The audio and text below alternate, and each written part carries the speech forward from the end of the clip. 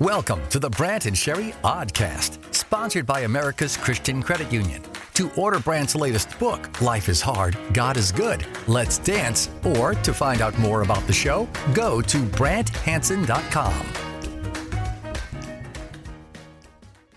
I was reading in Exodus. A couple of things struck me as kind of funny. Okay. There's probably more. There's a lot of things that are funny maybe, but when Moses is talking to God on Sinai, there's this continued volleying back and forth of whose people these people are. So Moses is like, these are your people, your people, you. And he's like, your people are down there. God says, well, your people are down there like doing all this stuff right now. He's like, well, you wouldn't turn your back on your people, right? Well, he's like, well, you and your people. And he keeps telling Moses. It's quite deliberate. He keeps telling Moses, like, no, he doesn't say these aren't my people. Right. He's always like, your people. They are your and then people. Moses is always like, hey, I'm trying to make sure we remember that these are your people. It's one of the biggest owns in the Bible when they make the golden calf.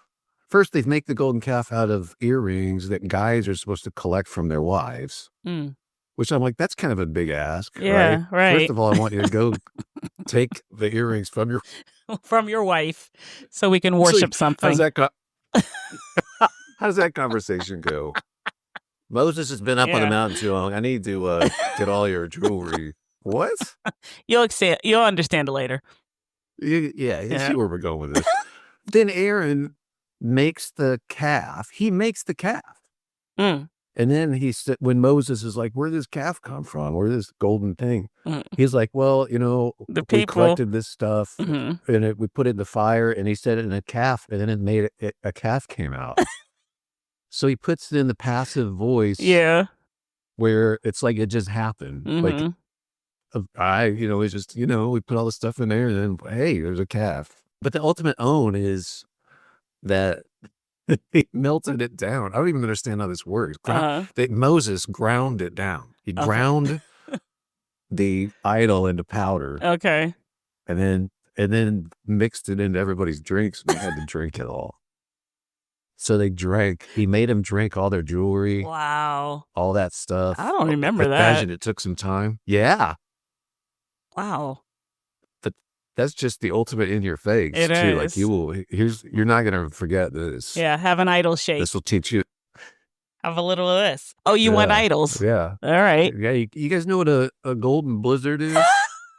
Because this is gonna be a tasty treat.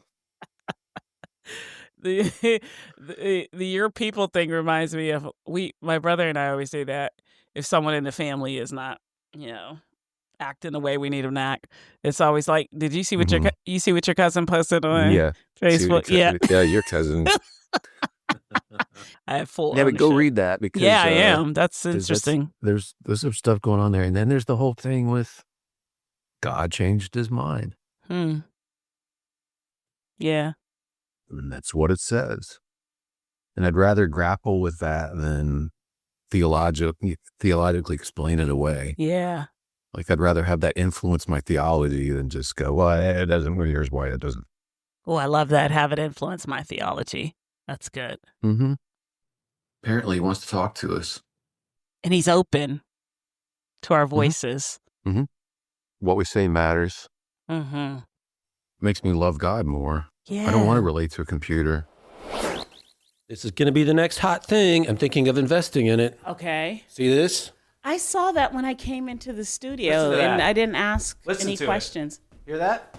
Yeah, I don't. It's a silent basketball. Okay. They're called silent basketballs. It looks like, I'm dribbling it. Listen, it's not like I see. Yeah. It's that quiet. I think that's going to be like the hottest thing. Silent basketball. What were basketballs too loud? Was anyone I'm getting sick of them. They're making so much noise. You were sick of them, and you think others are as well. Yeah. Okay. Bam, bam, bam. I don't have time for this. I'm trying to read. It says here, if you've given birth, you've basically just run a marathon. According to research, giving birth, as a mom, if you're a mom, you may know this, can be just as traumatic to a woman's body as hardcore sports like running a marathon. This according to university. It's one of the most dramatic musculoskeletal events the human body undergoes, end quote. Yeah, that's interesting.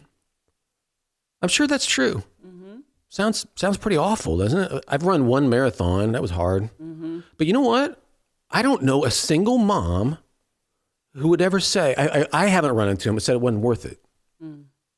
It's just interesting to me. They always put it in negative terms. Like, yeah, but I don't know anybody who would say, now my marathon, I don't know if that was worth it. But I tell you what, I don't know a mom who would say that wasn't worth it many, many times over.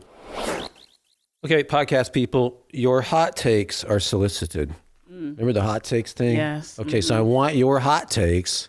All you have to do is call our number. What's the number? 855-90-BRANT. Okay, 855-90-BRANT. Give us your hot take, and then we can put it on the air. Keep it short. Yes. Well, you have to because I have it at 40-something Yeah, seconds. I'd make it like 15 seconds. Make it 15 seconds? Yeah. Okay. Yeah, wow, hot take. guys. So a hot take, just in case you're wondering, like, what is a hot take exactly?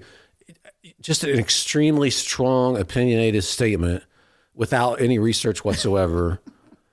Just take a stand. But like the ones that we'll use will be ones that aren't super serious. Yes, that is right. So if you've got a really strong opinion about something that most people don't even think about, yes. Or like this show's terrible or that show's awesome or like something's terribly underrated or over, like hit it strong. Mm-hmm. And then call that number, and you get like 15 seconds. Then I can respond to it. We're thinking that could be a new thing. Oh, okay. You're gonna. I don't know. I didn't know that you were gonna. You're gonna respond on the opposite side. Yeah, I might say, "What a great hot take" or something. Oh, okay. I thought you were just gonna be combative on each one. Oh no. Oh, okay. No, just I want you to unleash your hot takes. So you have them. That's the point too. Don't act like you don't have it. Like this food is garbage. Yeah. Or that food is way underrated. Or what? Like there's opinions. You got opinions. Yeah. Give them to us in 15 seconds. Yeah, that's all. So it's 855-90-BRANT. Yes. Right? Okay, 855-90-BRANT. Hey, this is Brant, and I have something you should know about. This is actually some very practical advice I'm going to give you. I'm almost proud of myself, although I have no responsibility for how awesome this actually is. America's Christian Credit Union. It's a totally different way of banking. I mean, it has all the usual conveniences. It got credit and debit cards and loans for all sorts of stuff. They're great for car loans, by the way, savings accounts, all that stuff. But it's different because they use our money for good, for things I support. This is like one very easy way to be a blessing to people. America's Christian Credit Union funds all sorts of good things like adoptions, all sorts of ministries. It's a nonprofit. We get the benefits of a great credit union, but it helps people. I believe that is what is called a win-win. They're rock solid too. They've been around since the 1950s. So you should look into it. It's americaschristiancu.com/Brant. They have a special bonus if you go to that link. It's americaschristiancu.com/BRANT. Maybe an idea to put by your phone or by your computer or something. Proverbs 20, verse 3. This is so good. Keeping away from strife is an honor for a man and a woman, I'm sure. But any fool will quarrel. Keeping away from strife is an honor for a man, but any fool will quarrel. That is a great verse to be reminded of. That is Proverbs 20, verse 3. Big announcement from the Mr. Bubble people. Okay. They're coming out with a soda that tastes like Mr. Bubble. What? Yeah. And Mr. Bubble actually has a bubblegum smell to it. So that's what they said. And a bubblegum smell. I don't remember that. What's a bubblegum smell? It's based on chemicals that sort of smell like fruit. But I mean, who wants a bubblegum soda? It's a soda that tastes like a bath soap. That in turn tastes like a gum flavor that tastes like methylphenyl glycidate. Sure, the marketing writes itself. I want that. Yeah. I want that. Give me that right now. I'm a sucker for Mr. Whatever businesses. Really? Yeah. I saw Mr. Box. It was like a storage thing outside, and you put your stuff in there, and it had a box on it with a smiley face and little arms. He was like, "That's hey. what anything that you come up with for your own personal business ideas always start I like mascot. Mr. Yeah, it's always- you put it. You take something as lifeless as a box. You throw a couple eyes on there and a smiley face. Call it Mr. Yeah, take my money. I'm in. What were you going to say about Mr. Bubble? I thought you were going to say something about it. No, just that I haven't heard about Mr. Bubble in so long that the fact that they would charge in on the scene and be like, by the way. That's why they realized nobody's talking about him. Oh, no one's talking about Mr. Bubble. We need ideas. They had like a we need to generate Don Draper kind of moment. They hired a new agency. We need to generate some attention here. Picture this. It's not time to sunset Mr. Bubble. Mr. No, Bubble, it needs to evolve. It's a beverage. Yeah.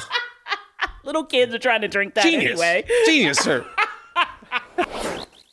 We were just remembering something, and I was like, hey, you should go ahead and record, because people who listen might be interested. I don't know. Okay. But we were remembering, they brought in at a network we were at, so Sherry and I were doing a show, and it was the leading show on the network at the time. And the other great people, but I would think they would say that too. And but they brought in an expert who had been at Pepsi in marketing to tell us what we needed to be for the fans, for our listeners, to the network. Yeah. It's a Christian radio network. And they settled on what we need to be as hip and cool. I do remember that. They used those words. Yes, they did. And so I was like, really well, that's not going to work. Everything else. Like, you don't want to be... She didn't use the word loser, but it had that connotation. Yeah, like, why would you not be hip and cool? Yes, we need to be hip and cool. Yeah, because this is what people are looking for. Like, I was like, respectfully, I don't think that's what people are looking for. You can get hip and cool everywhere. That's true. And then here, though, I think we're looking for something different. In fact, we've already kind of set the tenor for something different. Yeah. But they were quite convinced. Now, this didn't chase us away from the network. Ultimately, they realized hip and cool doesn't work. I think she left. But the point was, that's not what people are actually looking for in life. That's true. I mean, they might be when they're really young, but it's like, hopefully over time, they're offered something better. And you can realize, even when you're young, like, I like it better when people are being authentic. Yeah. Or at least something like that, and not trying to impress me with how hip and cool they are. Yeah, I got I subscribed to a newsletter for independent authors, and they were talking about, it was just today, they were talking about the difference, like, don't chase, they call it vanity numbers. So don't chase, like, the likes and the follows and the clicks, because they said it's not the volume of that, it's the depth. And so if 300 people connect to you for real, that is greater, they said, than 50,000 likes on a post. Plus, it's pretty obvious. I mean, people are pretty savvy about that. Yeah. Like, wow, you're really wanting liked. Yeah. And when I sense that, I'm kind of like, well, maybe I'm entertained by this or not, but I'm not connecting. I was going to say there's no connection to it. Yeah. I don't. Ultimately, I'm looking for something better than that in life. Yeah. So I just thought that was funny remembering that. Like, I was like, well, then if I have to be hip and cool, we're done. Like, I cannot. We couldn't do it in seventh grade. We certainly can't do it now. I can only poke fun at it. I have one thing in my tool belt, right? And it's making fun of hip and cool, or as a joke, trying to be hip and cool. Yeah, there were so many slides. That's what I remember. Right. Oh, yeah. Like, well, that's we're how never going to get to the end of these slides about the hip and cool. Yeah. So here's how to be hip and cool. Slide number 37. Well, doggone it. It's never going to work. And what we were doing was working. Like, not being hip and cool, you guys. The Brant and Sherry Oddcast, sponsored by America's Christian Credit Union.